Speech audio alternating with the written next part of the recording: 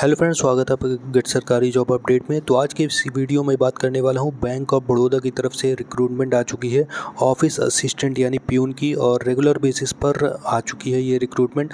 तो इस बारे में इस वीडियो में बात करने वाला हूं। तो आइए बात करते हैं कब से फॉर्म स्टार्ट हो रहे हैं, कब तक आप अप्लाई कर सकते हैं, कौन कौन से स्टेट में वैकेंसी आई है, सारी चीज़ें मैं डिस्कस करने वाला हूँ। एप्लीकेशन फ़ीस क्या रहने वाली है, सारी चीज़ें मैं इस वीडियो में डिस्कस करने वाला हूँ। तो इस वीडियो में बने रहिएगा। तो देखिए, यहाँ पे ऑनलाइन रजिस्ट्रेशन स्टार्ट हो चुके हैं आपके 3 मई 2025 से, और लास्ट डेट ऑफ एप्लीकेशन आपकी रहने वाली है 23 मई 2025 को आपकी लास्ट डेट ऑफ एप्लीकेशन रहने वाली है। Last date of submission of application and payment of fees. ठीक है, आगे बढ़ते हैं। आगे क्या लिखा हुआ है तो देखते हैं कौन कौन से स्टेट में कितनी वैकेंसी आई है। तो देखिए, बात करते हैं आंध्र प्रदेश की। तो आंध्र प्रदेश में टोटल नंबर ऑफ़ वैकेंसी 22 आई है, और असम में 4 वैकेंसी आई है, बिहार में 23 वैकेंसी आई है, और आपको बता दें चंडीगढ़ में 1 वैकेंसी है, छत्तीसगढ़ में आपको 12 वैकेंसी देखने को मिलती है, दादर नगर हवेली में 1 वैकेंसी देखने को मिलती है, दमन एंड दीव में आपको 1 वैकेंसी देखने को मिलती है, दिल्ली में 10 वैकेंसी आपको देखने को मिलती है, गोवा में 3 वैकेंसी है, गुजरात में 80 वैकेंसी है, हरियाणा में 11 वैकेंसी आपको देखने को मिलती है, हिमाचल प्रदेश में आपको 3 वैकेंसी आपकी यहाँ पे देखने को मिल रही है। और जम्मू एंड कश्मीर की बात करते हैं तो जम्मू एंड कश्मीर में आपको 1 वैकेंसी देखने को मिल रही है, और झारखंड में 10 वैकेंसी है, कर्नाटक में 31 वैकेंसी है, और केरला में यहाँ पे देखें तो यहाँ पे 19 वैकेंसी है, और मध्य प्रदेश में 16 वैकेंसी है, महाराष्ट्र में 29 वैकेंसी है, मणिपुर में 1 वैकेंसी है, नागालैंड में 1 है, और उड़ीसा में 17 वैकेंसी है, पंजाब में 14 वैकेंसी है, राजस्थान में 46 वैकेंसी है 46, और तमिलनाडु में 24 वैकेंसी है, तेलंगाना में 13 वैकेंसी है, उत्तर प्रदेश में आपकी 83 वैकेंसी। यहाँ पे देखिए सबसे ज़्यादा वैकेंसी आपको उत्तर प्रदेश में देखने को मिल रही है। ठीक है, अब आगे देखें, उत्तराखंड में आपको 10 वैकेंसी देखने को मिलती है, और वेस्ट बंगाल में आपको 14 वैकेंसी देखने को मिलती है, 14 वैकेंसी आपकी देखने को मिलती है। टोटल वैकेंसी की बात करें तो आपका टोटल वैकेंसी आपकी 500 वैकेंसी टोटल है, 500 वैकेंसी टोटल आपकी यहाँ पे निकल के आती हैं। आगे देखते हैं क्या लिखा हुआ है कि पोस्ट है आपकी ऑफिस असिस्टेंट पोस्ट रहने वाली है। एलिजिबिलिटी क्राइटेरिया कि आपकी देखें तो एज लिमिट आपकी 18 से 26 साल के बीच अगर आपकी एज लिमिट है तो आप यहाँ पे अप्लाई कर सकते हैं। टोटल 500 वैकेंसी आपकी रहने वाली है। पोस्ट आपकी ऑफिस असिस्टेंट की रहने वाली है, और एजुकेशनल क्वालिफिकेशन लिखा हुआ है कि पास इन 10th स्टैंडर्ड और मेट्रिकुलेशन। आपने अगर 10th पास किया है तो आप यहाँ पे अप्लाई कर सकते हैं। और एक नोटिस और लिखा हुआ है कि proficient in the local language of state union territory candidate should be able to read write and speak in local language of state. तो आप जिस भी स्टेट से बिलोंग करते हैं तो वहाँ की आपकी लोकल लैंग्वेज आपको आनी चाहिए, तब आप अप्लाई कर सकते हैं। ठीक है, अब आगे बात करते हैं रोल्स एंड रिस्पॉन्सिबिलिटी की। तो रोल्स एंड रिस्पॉन्सिबिलिटी जो ऑफिस असिस्टेंट की रहने वाली है वो क्या रहने वाली है कि यहाँ पे लिखा हुआ है all the normal and routine duties of subordinate staff cadre and for performance of which no special pay shall be payable any other work assigned from time to time as per the bipartite settlement amendment from time to time। जो भी काम आपको वहाँ पे दिया जाएगा वो सारे काम आपको वहाँ पे करने होंगे। ठीक है, अब बात करते हैं स्केल ऑफ पे यानी आपकी सैलरी कितनी रहने वाली है। तो शुरुआती में आपकी 19,500 रुपये सैलरी आपकी रहने वाली है, फिर धीरे धीरे बढ़ते बढ़ते आपकी 22,160 होने वाली है, फिर उसके बाद 26,310, फिर उसके बाद 30,270 रुपये, फिर उसके बाद 33,780 रुपये आपकी सैलरी बढ़ते बढ़ते होने वाली है, फिर 37,815 रुपये आपकी सैलरी। तो धीरे धीरे आपकी सैलरी भी बढ़ती जाएगी। एलिजिबिलिटी आपकी नेशनलिटी आपकी बात करें तो candidate must be either citizen of India आपके होनी चाहिए। नेपाल के कैंडिडेट भी अप्लाई कर सकते हैं, भूटान के कैंडिडेट अप्लाई कर सकते हैं। ठीक है, अब बात करते हैं तो एज की। तो एज की बात करते हैं तो 1/5/2025 यानी 1 मई 2025 तक आपकी जो एज है वो 18 से 26 साल के बीच में आपकी होनी चाहिए। ठीक है, एक candidate must have been born not earlier than 1 मई 1999। 1 मई 1999 के बाद अगर आपका बर्थ हुआ है तो आप अप्लाई नहीं कर सकते। And not later than 1/5/2007। 1/5/2007 1 मई 1999 के पहले अगर आपका बर्थ हुआ है तो आप अप्लाई नहीं कर सकते, और 1/5/2007 के बाद आपका बर्थ हुआ है तो आप अप्लाई नहीं कर सकते।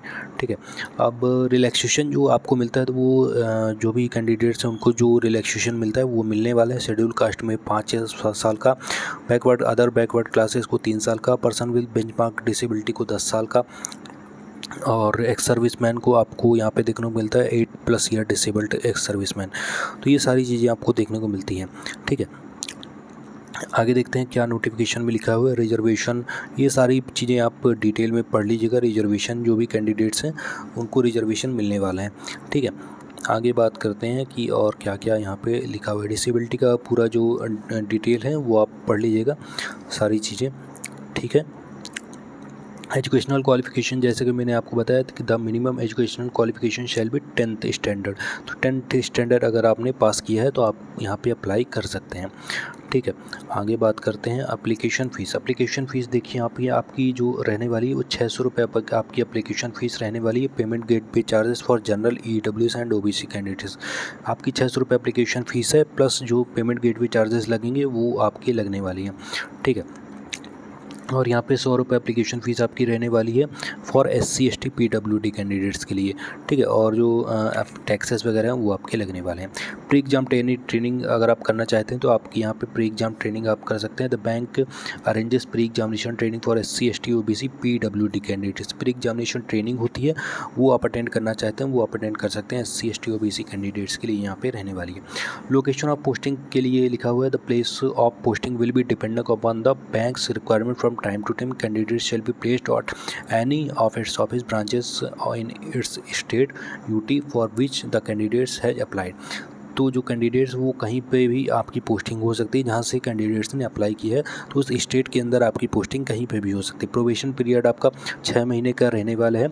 Active service from the date of his are doing joining the bank and will be confirmed after successful completion of the same. तो आपकी यहाँ पे 6 महीने की ट्रेनिंग होने वाली है। सिलेक्शन प्रोसीजर की बात करते हैं तो सिलेक्शन प्रोसीजर आपका जो रहने वाला है, द सिलेक्शन प्रोसेस में company comprise online test followed by local vernacular language test, language proficiency test of candidates qualifying passing in the online test. तो आपका लोकल टेस्ट होने वाला है, ऑनलाइन टेस्ट होने वाला है, तो लैंग्वेज प्रोफिशिएंसी टेस्ट होने वाला है। अगर आप लोकल लैंग्वेज आप बोल पाते हैं तो आप यहाँ पे एलिजिबल हैं, ठीक है। If the number of eligible application received is large less, the bank reserves the right to change the shortlisting criteria. अगर यहाँ पे बहुत सारी यहाँ पे आपकी यहाँ पे वो आते हैं, बहुत सारे लोग अप्लाई करते हैं तो आपके यहाँ पे चेंज करने का क्राइटेरिया भी है बैंक की तरफ से। अब बात करते हैं ऑनलाइन टेस्ट का आपका स्ट्रक्चर क्या रहने वाला है। स्ट्रक्चर जो रहने वाला है आपका, नॉलेज ऑफ इंग्लिश लैंग्वेज में आपके नंबर ऑफ क्वेश्चन 25 रहने वाले हैं, टोटल मार्क्स आपके 25 रहने वाले हैं। मोड आपका जो रहने वाला है इंग्लिश रहने वाला है, टाइम आपको 20 मिनट्स मिलने वाला है इंग्लिश लैंग्वेज में। अब बात करते हैं जनरल अवेयरनेस की। तो जनरल अवेयरनेस में बात करते हो आपके नंबर ऑफ क्वेश्चन 25 रहेंगे और टोटल मार्क्स 25। और जनरल अवेयरनेस आपका English, Hindi and official language में भी हो सकता है, सिटी और स्टेट के रिगार्डिंग, ठीक है। इसमें भी आपको 20 मिनट का टाइम मिलने वाला है। एलिमेंट्री अर्थमेटिक में आपको 25 क्वेश्चन मिलने वाले हैं, 25 मार्क्स के आपको मिलने वाले हैं। इंग्लिश हिंदी दोनों में आपके होने वाले हैं। और साइकोमेट्रिक टेस्ट आपका जो रीजनिंग है वो आपका 25 क्वेश्चन रहने वाले, 25 टोटल मार्क्स रहने वाले हैं। और हिंदी इंग्लिश दोनों में आप दे सकते हैं एग्ज़ाम, और 20 मिनट्स आपका टाइमिंग आपको मिलने वाला है। टोटल टाइम की बात करें तो आपको 80 मिनट टोटल टाइम मिलने वाला है, ठीक है। अब बात करते हैं आगे। Each candidates will be required to obtain a minimum score cut off in each section of written online test as well as a minimum score cut off. तो मिनिमम जो कट ऑफ वो होने वाला है तो कट ऑफ क्वालिफाई करना होगा, तभी यहाँ पे कैंडिडेट्स आप जो भी कैंडिडेट्स हैं वो क्वालिफाई होने वाले हैं, ठीक है। List of version of state medium of examination and local language of office assistant peon on regular basis. तो जो भी कैंडिडेट्स जिस भी स्टेट से बिलोंग करते हैं तो उनके लिए यहाँ पे लोकल लैंग्वेज लिखी हुई है कि उन सभी कैंडिडेट्स को लोकल लैंग्वेज आनी चाहिए जो जिस स्टेट से बिलोंग करते हैं। आंध्र प्रदेश से अगर आप बिलोंग करते हैं तो आपको तेलुगु उर्दू आनी चाहिए। असम से बिलोंग करते हैं तो असमी बंगाली बोडो आनी चाहिए। बिहार से हैं तो हिंदी उर्दू आनी चाहिए। चंडीगढ़ से हैं तो हिंदी पंजाबी आनी चाहिए। छत्तीसगढ़ से तो हिंदी आनी चाहिए। ये सारी डिटेल आप पढ़ सकते हैं कैंडिडेट्स अपने स्टेट के अकॉर्डिंग, ठीक है दोस्तों।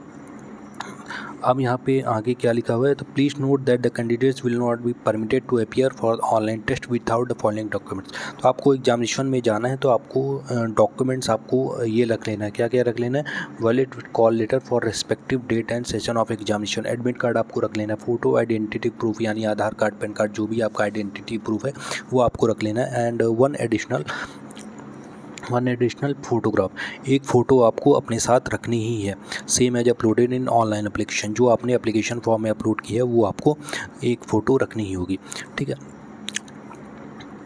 फिर उसके बाद आपका क्या लिखा हुआ है, पेनल्टी ऑफ रॉन्ग आंसर, तो जो भी आप टेस्ट देने वाले पेनल्टी ऑफ रॉन्ग आंसर लिखा हुआ है, there will be penalty for wrong answer. अगर आप एक क्वेश्चन गलत करते हैं तो आपका 0.25 मार्क्स आपका कट होने वाला है, ठीक है। 0.25 मार्क्स आपका कट होगा अगर आप एक रॉन्ग आंसर देते हैं, ठीक है। आगे बढ़ते हैं एग्जामिनेशन सेंटर। तो एग्जामिनेशन सेंटर देख सकते हैं आप दोस्तों, यहाँ पे आप देख सकते हैं सभी स्टेट में आपके एग्जामिनेशन सेंटर देखने को मिलते हैं।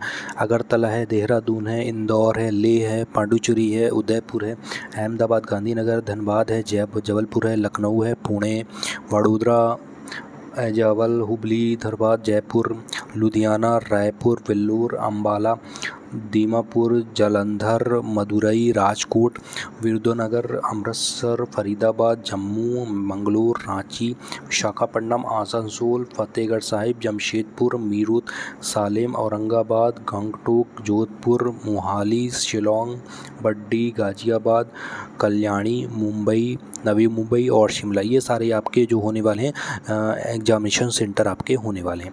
आगे देखते हैं, ये सारे भी एग्जामिनेशन सेंटर है बेंगलुरु, भागलपुर, भोपाल, भुवनेश्वर, बिलासपुर, चेन्नई, दरभंगा, ग्रेटर नोएडा, गुरुग्राम, गुवाहाटी, ग्वालियर, हमीरपुर, हैदराबाद, इम्फाल, कानपुर, कारगिल, ये सारे आपके जो एग्जामिनेशन सेंटर होने वाले हैं। सूरत आपका होने वाला है, श्रीनगर आपका एग्जामिनेशन सेंटर होने वाला है, पटना होने वाला है, नागपुर होने वाला है, ठीक है, पटियाला होने वाला है, न्यू दिल्ली आपका एग्जामिनेशन सेंटर होने वाला है।